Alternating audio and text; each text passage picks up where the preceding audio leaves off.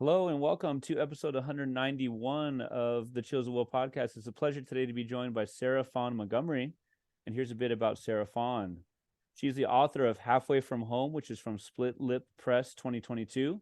It's the winner of the 2023 Nautilus Book Award. She's also the author of Quite Mad, an American Pharma Memoir. That's from the Ohio State University Press 2018, as well as 3 poetry chapbooks to her name. She has a craft book on writing disability forthcoming with Sundress Publications. Her work has been listed as notable and best American essays many times, and her poetry and prose have appeared in various magazines, including Brevity, Catapult, Cincinnati Review, Electric Literature, Fourth Genre, Literary Hub, New England Review, the Poetry Foundation, the Rumpus, Southeast Review, Terrain, and others. She holds an MFA in creative writing from California State University-Fresno, and a PhD in English and creative writing from the University of Nebraska-Lincoln. She is an associate professor at Bridgewater State University, where she teaches creative writing and disability studies. Hello, and good morning/afternoon. How are you? Hi, good. Good to be here. What would be the mascot for Bridgewater State? Oh, we are the Bears. You are the Bears. Okay. Bears. Okay, so I have a good friend who's from Bridgewater State University, and I want to go to him next time and say, "Go Bears." Okay, thank you Oh, for that. definitely. All right. Thanks again so much for joining me. It's a pleasure to talk to you. The thrust of our conversation will be about halfway from home, but I'd love to ask you about your early reading, writing relationships, or your relationship with reading and writing. Were you the kid always at the library? There's some beautiful moments in the essays about your father reading to you, but how did that work with the written word in your household and in your own life? Yeah. Well, first of all, I don't think there's anyone who is a reader or a writer who wasn't always at the library and doing those summer reading challenges. But my mom was also a preschool teacher, so I was Okay. read to all the time in my early years. I'm always with the book. My mom read to me every night. My dad read to me when he could. And so when I started school, kindergarten, I already really loved to read, could read pretty well on my own. But I'm from a very sort of rural working class family. And so once I started school, the stories at home kind of stopped. Not because my parents didn't want to read to me, but they were busy. They worked really long hours. The majority of folks in my family did manual labor. So my dad, for example, worked in construction, and he worked 12-hour days, 6 days a week. And so he was just exhausted when he would get home.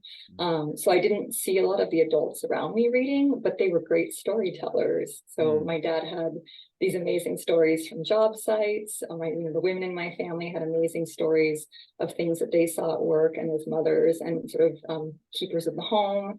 And those are the stories that I was really drawn to. And when I began to sort of want to be a writer later on, those were the stories that I wanted to tell, because the men in my family, they built fences and houses and entire worlds, and the women in my family built meals and clothes for the family. And those were the stories that I wanted to read, and I didn't see them very often in literature in high school and college. So that was the kind of stories that I wanted to write when I began to write. Oh, thank you for that. I wonder who you were reading, especially in those earlier days. Who were some of the ones who really ignited that passion for reading? Yeah, The so the authors, book some of the works, yeah. Yeah, I would say the books as a very, very early child that I loved, that my mom read to me. I loved Beatrix Potter. There's a Yes. great book called Jamboree, Blueberries for Sal. Anything where people are outside in nature, anything where there's an animal talking and doing something, I'm all about.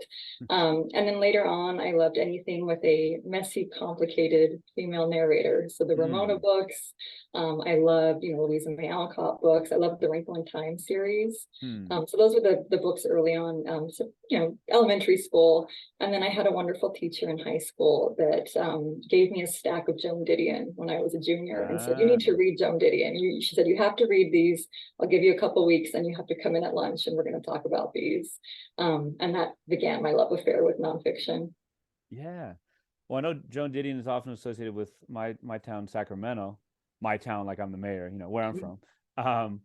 And I wonder, like, if you felt like she was quintessentially Californian, or what was it about Joan Didion that really drew you in? Yeah, I would say Joan Didion represents a particular vision of California. I think her work is interesting to read in different I guess, eras or decades. I think that I read her very differently now as an adult living in 2023 than I did, in the 90s or early 2000s when I first came across her. But for me, what drew me to her was I don't think I'd read anything that was considered nonfiction until that point. I read a lot of novels in school. I read a lot of short stories. And so to read essays that were on ideas or essays about complicated feelings or essays with strange research in it was the reason that I was really drawn to her. And it was kind of writing that I wanted to try out myself. So, I mean, she's, I don't know how much she writes about. I can't say that I'm extremely knowledgeable. I know she writes a decent amount about being like descended from some of the first like European pioneer families, right? Yeah. So, I guess it brings in like class. I mean, when you talk about like you read them differently now, is it kind of like, you're reading her work as kind of like she's kind of writing from an ivory tower, like, or is it just simply like we read everyone differently 20 years later than when we were kids? I think it's hard to read anybody now without the context of our sort of social and political and environmental landscape. But there is a fair amount of privilege in the voice, in a lot of her work. I think that the privilege it's recognized in some of the essays, not in all of them. But I think that's an important thing to consider is her privilege as a writer in those early pieces. Yeah.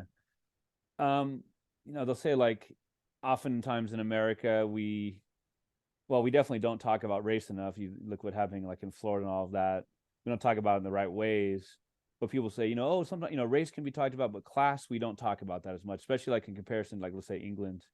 Have you found that to be true? I mean, you talk about coming from like a working class family and rural as well. You on the coast for the most part, off of like San Luis Obispo area of California, but also a little bit inland. Just do you feel like there's been enough representation, the right representation of rural and working class writing? I think we always need to be talking about race, about ability, about sexuality and gender more and more, but definitely to talk about class. And I think there's a lot, especially sort of working class identity. One of the things that I find so interesting or important to talk about is working class identity when it comes to sort of bodies and pain and healthcare, chronic conditions, hunger, right? Childhood hunger and poverty. So definitely there needs to be more representation in stories written to children and young people, because we certainly talk about class to adults, right? We certainly report on class and the issues with class in America and hunger and poverty to adults, but children need to read those stories as well. Hungry children need to read stories about hungry children. Important work to still be done there. Yeah, that makes a lot of sense. I don't know how to formulate the thoughts, but just kind of makes you think about like the opioid epidemic that often has happened in rural areas, right? And just the idea, the way that it's been, that the pain, I guess sometimes the rural areas have been maybe romanticized, and you're really pointing to like, the pain and the struggle. And that's an interesting idea about, kids need to learn about it first.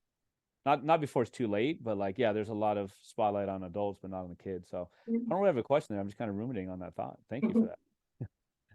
Good. So I wonder kind of about like real world experiences and where you I guess where the writing bug really hit. You talked about, I guess it's always kind of been there, but maybe more concretely how you got into writing and who are some of those writers and works that really accompanied you on your journey, as you got into high school, college, graduate school. Yeah, for sure. So I'm very much sort of a scholarship kid. Where I lived is not where I went to school. I was kind of bussed several towns away and went to school there. I felt very much like a fish out of water in my sort of school district. And I found that through writing, I always got a lot of praise for my writing and for my creative work. I found that through writing, I gained access to educational systems. And it was this really weird thing where, at home, writing wasn't valued, but in school it was. And it allowed me to kind of transcend, boundaries or borders. The first time that I really got excited about writing and thought that it was something that I might want to do was that same teacher I mentioned before that gave me the stacks of Joan Didion books. She assigned us a creative journal to do for, I think, a month maybe.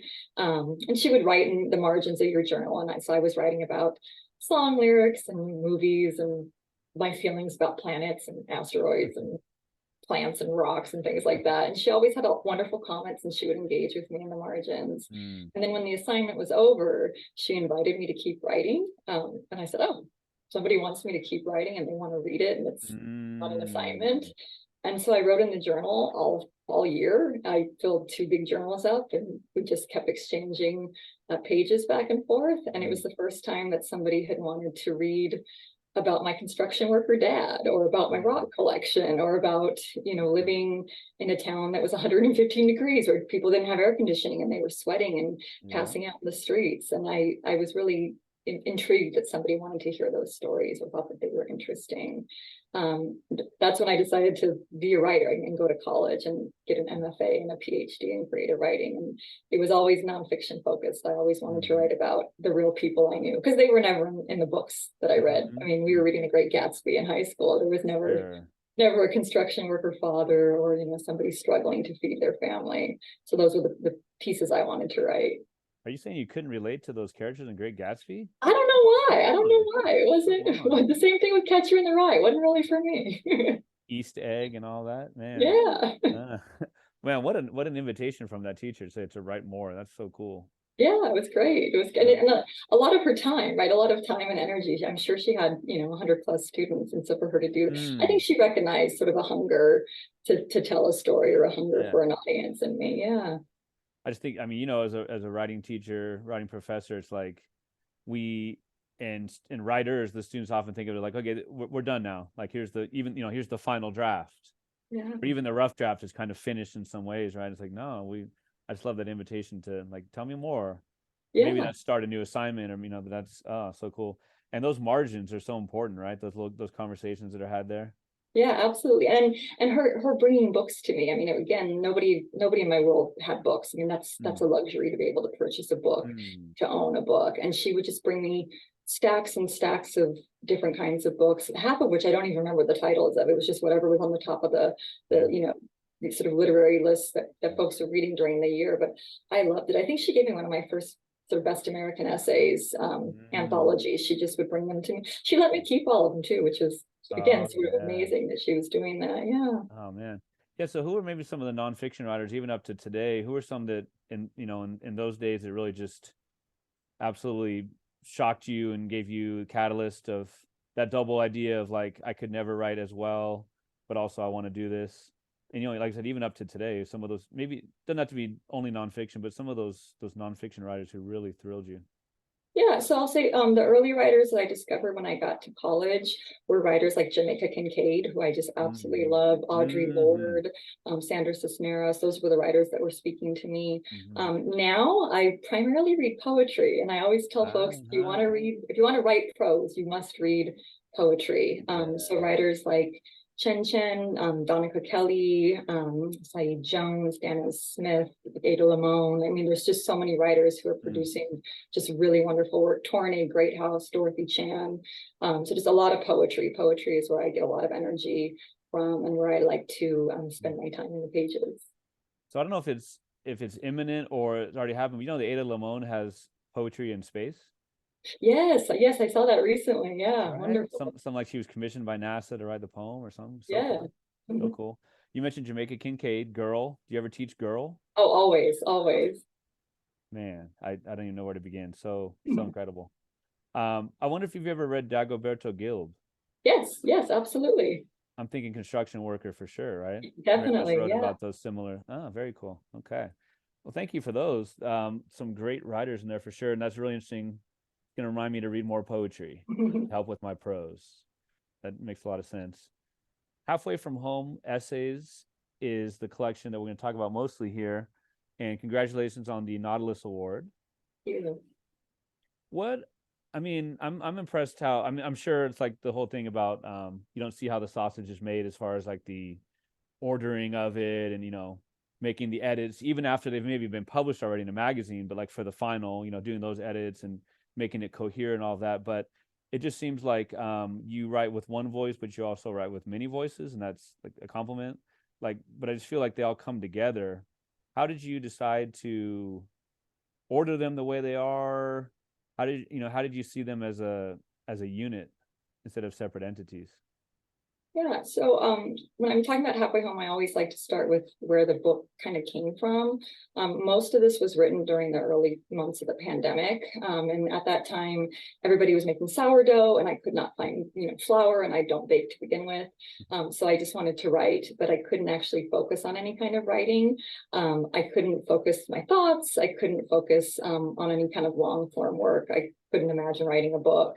So I just wanted to write essays for fun. I was wanting to write essays that brought me joy. So I was writing essays about picking berries with my family as a kid in California, or like learning about prairie grass when I lived in Nebraska, or watching all the animals in the woods around my house now in Massachusetts.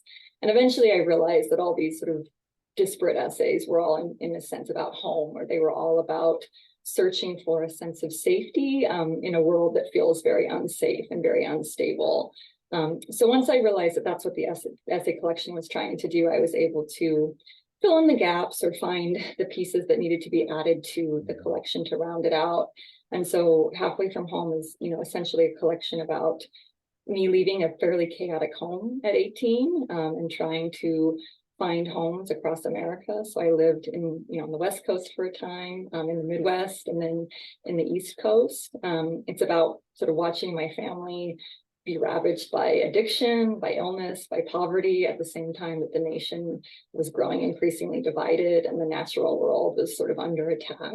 And it's a collection about contemporary grief, right? Collective grief, collective longing, about the perils and the pleasures of nostalgia, and about trying to just find a home in the world when the world feels chaotic and like it's falling apart. Here it is, Halfway from Home, essays, and the beautiful dedication is for my father. I love you more than all the fences. The epigraphs: and even as I have been a wanderer all my life, I searched for home. Mary Pfeiffer, am I saying that correctly? Yep. Yeah. And then Kwame Dawes, who I believe is or is the former director of the MFA. Yeah, the PhD program in Nebraska runs a creative writing program. Right. Home is where you want to be buried. And the first piece is called Excavation. And that's, we have these dig sites. They're like entries, or what's the word? Dispatches, if you will, right? There's maybe, I don't know, 8 or 9, maybe more. 1991, San Miguel, California. You describe your dad as quote, map maker, enforcer, creator, which I think is so cool to think about those different roles. And just about you working with dirt, the treasures you find. And a big part of the excavation is that you share what you've found with your family, with your dad, with your mom. And there's a little bit of, we're still not sure, we can maybe lean one way or the other, whether or not your dad had put them there. He'd put them kind of in the topsoil, and you mostly seem convinced that no, it couldn't have been, right? These are things that I found. I just wonder about excavation, and I guess where kind of some double meanings there. You're literally excavating things, taking things out of the soil.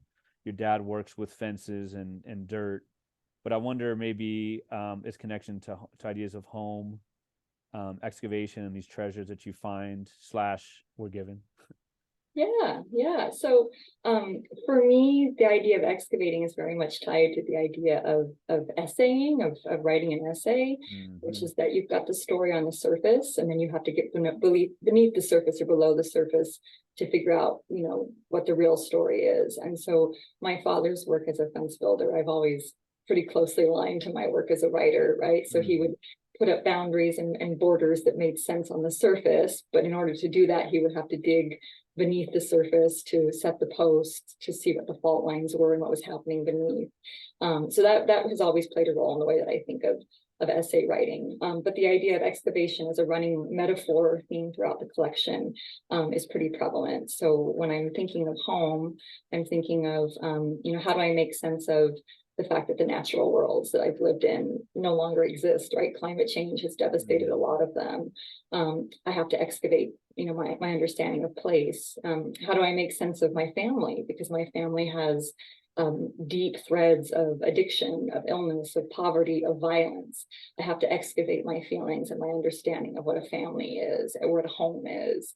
How do I make sense of myself as somebody who, has said that I'm a wanderer and a searcher for home, but as someone who doesn't ever like to stay in one place for very long, how do I excavate my own thoughts and feelings and emotions? So the idea of digging, of looking at what has been buried, of burying some other things, of thinking about what does it mean to uncover, what does it mean to cover things up, is something that's important in that opening essay, but also throughout the collection. And not just personally, not just for me and my family, but looking at climate change, at social and political upheaval, at the pandemic response, which I talk about in the collection.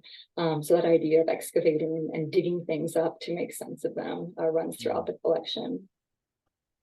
Some of the my favorite endings, or the most beautiful endings, I think of like imagined endings. So we get to know the relationship you have with your father. We get to know how much you enjoy the treasures, and how you're kind of confounded by, wait a minute, like you said you put them there. But the last image from excavation, or the last part, is about what you imagine it would be like if your dad were to be sprinkling these treasures. And it's just, again, I don't really know how to put it into words, but I just love this idea of this imagination that's based on what you know and what you want to be true. So I wonder how that ending came in that it is imagined. Yeah, so one of the things I think is most fascinating about nonfiction is the way that truth is mutable, right? So there's the things that we know for certain. There's the things that we believe based on our memories or what our family members have told us. There's the truths that we want to believe based on changing circumstances. So in the case of the essay that you're talking about, I made it through most of my 20s believing that there was just this abundant treasure hole in my backyard that happened to be 3 inches deep. And then I think I was almost 30 when my father told me that he was the one that had been putting all these trinkets in there. And I didn't want to believe him because I wanted to have that child sense of wonder and awe, to be a child pulling pennies and ceramic animals and gemstones out of your treasure hole is one of the most magical feelings ever. But then as I aged and started thinking about my father and the work that he did as a construction worker, 12-hour days in the heat with no lunch break or water break, the fact that he would stop and pick these trinkets and treasures up to bring home to me became a new sort of truth that I wanted to be able to write about. And so that's why we have that imagined ending of trying to think back to the father of that time period in my life, covered in cement, caked in dirt and sweat, stopping to pick up an old rock because he thought that I would like it and bring it home for me. A few essays in. I assume from the cover, am I correct? Those are flames. Yes. Right. And there's it's about fire. There were multiple fires when you were in Massachusetts, in the apartment complexes. Friends of yours. There's connections to Sodom and Gomorrah. These, you're talking about the children's Bible you were given, and not just the Bible, right? But I just think of some of the stories we're told as kids. Like the boogeyman and Kukui, and some of just like incredibly scary things that we're not equipped to handle even, right? The Sodom and Gomorrah story obviously has been used in so many different ways for homophobic rants and the whole deal. But I wonder just about fire. Obviously, it's one of the main elements of life, but it just seems like the fire just followed you and your friends. I wonder kind of where you started to, I guess, were those links natural, or did you feel like they were something you kind of excavated and then you really found the meaning in them? Does that make sense? It does, yeah. I'm someone who's a very sort of thematic and symbolic thinker. So when something happens in my life, or when I see an image in my life, it becomes a symbol or an image for a way for me to make sense of whatever is happening at the time. Sure. And this essay was written right when I moved to Massachusetts. And as somebody who is from California, moving to the East Coast, I experienced darkness in a way that I had never experienced before. Lots of cold, lots of dark. I felt like I couldn't get warm. So I was constantly lighting fire to try to warm myself up and to get through the winters. And that year, there was all sorts of strange flames happening everywhere. There were social and political flames and the fanning of those flames. That was the year Notre Dame burned. Right.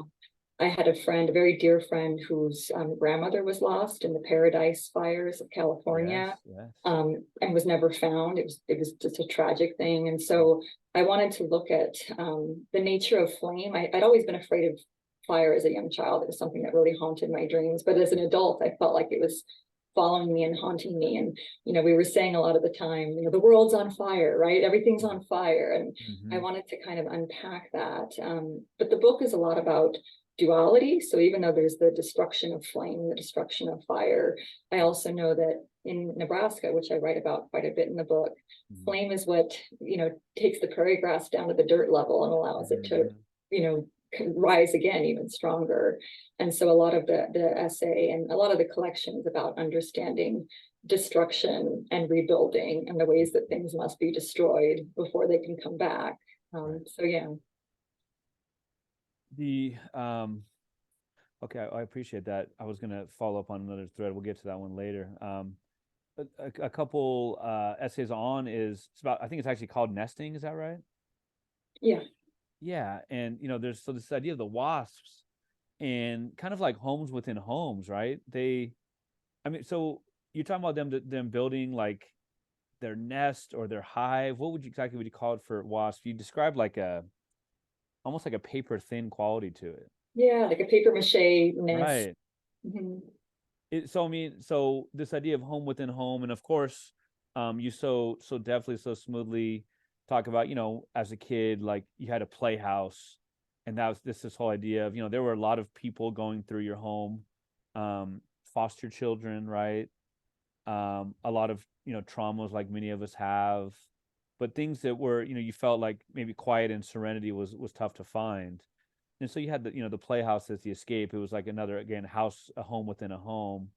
You write further about, moving constantly, as you've described, as being both comforting but also maddening, feeling like that's the natural way that you are, but also maybe, kind of bucking against that.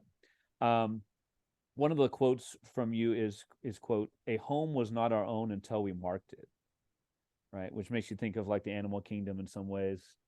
I wonder just about like nesting. Nesting is such a full term, right? Nesting, like almost like hibernating, and nesting, you think of like a mother and child, and getting used to each other and getting used to the world. I guess I just wonder about ideas of nesting and like the permanence of home for you, and then what it means to have a home within a home, even. Yeah. It's a lot. Sorry. No, I think it's a great question, and I appreciate it. For me, home has always been associated with being temporary. Like you mentioned, I have a very unusual family. So there's 8 siblings. The oldest was in his 50s when the youngest was 15. And there was a lot of years in between each of the sibling groups or pairs. There's a lot of adoptions. Within my family, I have 5 adopted siblings. There were also foster children in between, and my parents would take in unhoused children, adults, sometimes entire families. And so, the home was constantly shifting. Sometimes I had 2 siblings, and then the next day I had 5, and sometimes I had 8 siblings, and it would just, double overnight. And you never quite knew who was going to be there. And the image that I give is because my father was in construction, he would build rooms within rooms. So when another body appeared, he would put a wall or 2 up within a room, and there'd be room for everybody, but the walls were always kind of caving in because we were trying to fit more bodies in. Because of that, my sense of family and home and permanence was very unstable, right? I just, due to the nature of folks coming in and out of the home. And then, to add on to that, because I pursued school, like a lot of millennials, as you pursue your career in school, you move. And I would always sort of move across the country. So I left home to go to college, moved a few hours away, moved to Nebraska from California for graduate school, moved again to Massachusetts. So I now live on the complete opposite end of the country as my family. And I made wonderful friends and made beautiful homes in those places, but they were always temporary. I always knew that I would be leaving one day. And so the sense of nesting, of claiming a home is something that I both longed for and wanted, given my family's sort of instability or fluctuations. But it's something I don't necessarily know how to do, and something that has always felt a bit, I guess, scary or stifling, maybe. Yeah, yeah. And so I touch on that in the essay of how do you build a home when the only home you've ever known is one that shifts, and one that's a bit chaotic, or the only home you've ever known is unstable or temporary. And so that's what a lot of that essay and the collection is about. Right. I mean, perhaps metaphorical and literal, like you talk about when you talk about like rooms within rooms and just like almost like collapsing upon themselves, but even like when's that door going to lead to another door? Yeah. Right. Like there's nowhere else to move out. The impermanence, like you talked about, seemed to be the rule. And even going in that same essay talking about more current times, about it sounds like husband was maybe more like, hey, this is the place for us, if not forever, for now. And you kind of, like you said, your kind of inclination is to maybe fight that a bit. And then you throw in right to the mix the whole 2020 chaos, which maybe isn't even the right term, maybe is not even the proper term for so much unrest, so much violence, so much destruction. But yeah, this idea of nesting when we were forced to literally do so for a while is very salient for sure. Yeah, I always tell folks I was very privileged to purchase my first. I'm very privileged to own a home, first of all. Yes. An immense privilege in this country. I was really privileged to have purchased it right before the pandemic. So I moved in January of 2020, right? And so I had just moved into my first home when the world shut down. And so it was an odd dichotomy of finally claiming a space and then being unable to leave that space, like finally saying, okay, I'll make a home here, and then essentially being stuck there. Yeah, very strange. So sort of surreal for all of us, a surreal moment. Definitely. Yeah. There's a piece on cartography, right? Mapping and, tracing. I was thinking about this morning as I took kind of a longer walk, just places that I drive by all the time, and, noticing them more as you walk, little side streets and nature things and all that. And you write about going from California to Nebraska, and later on another piece you talk a lot about the plains and its history and the woolly mammoths and all of this, but just so interesting about, you really make the point that maps really are arbitrary, right? They're manipulated, they're manipulated by cartographers. You can't talk about mapping cartography without talking about the imposition of European ways, names, and obviously people being kicked off their native land.